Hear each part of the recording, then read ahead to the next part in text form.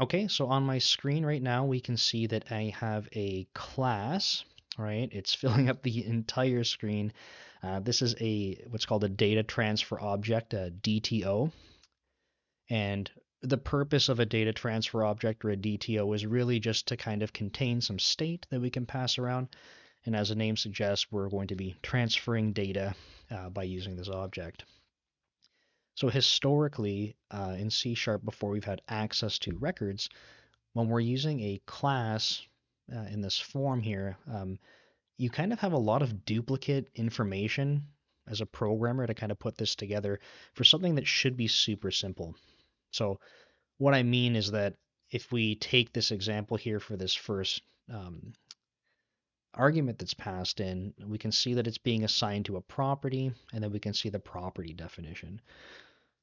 So what I'm working in right now is one of the prototyping projects that I have for a game that I'm working on.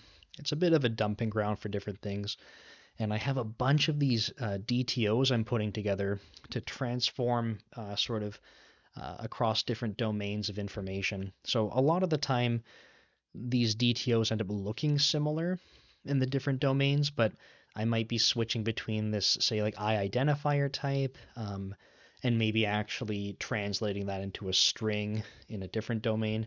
But a lot of the types of information I'm trying to transfer around are similar.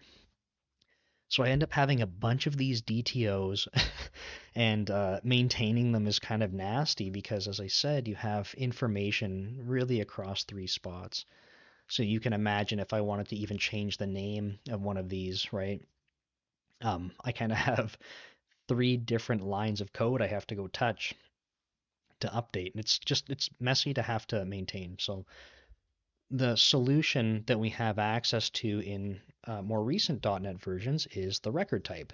And you can see if I type record here, I don't have access to that.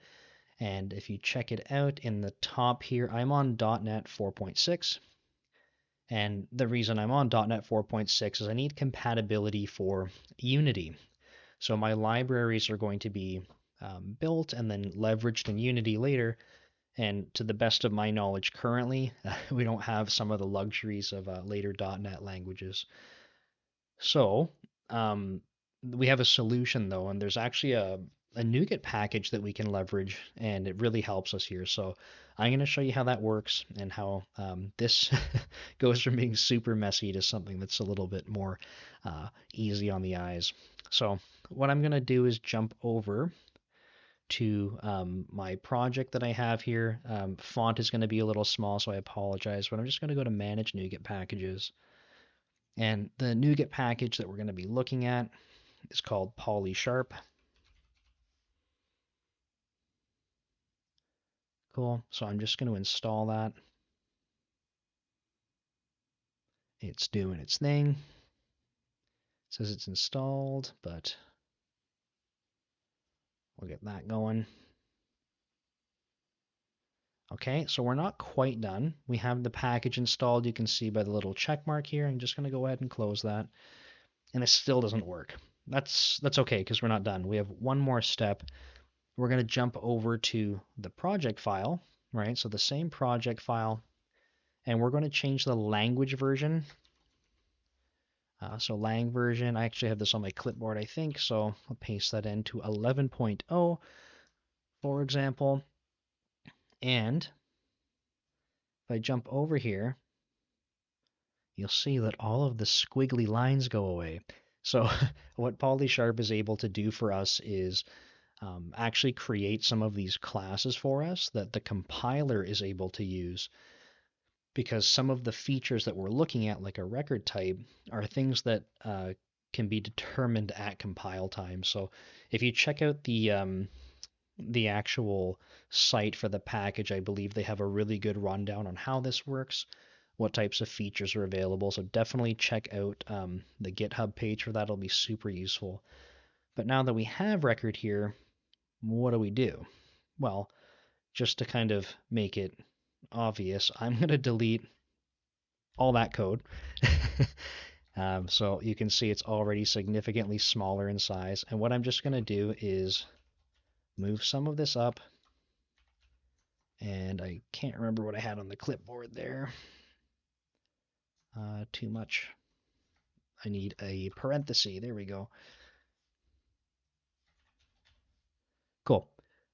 So that is infinitely smaller, more succinct, and just to make it actually happy, I'm going to uh, actually change the casing here, because the way records work is that these arguments being passed in now, like, are actually going to be the properties that get defined on this.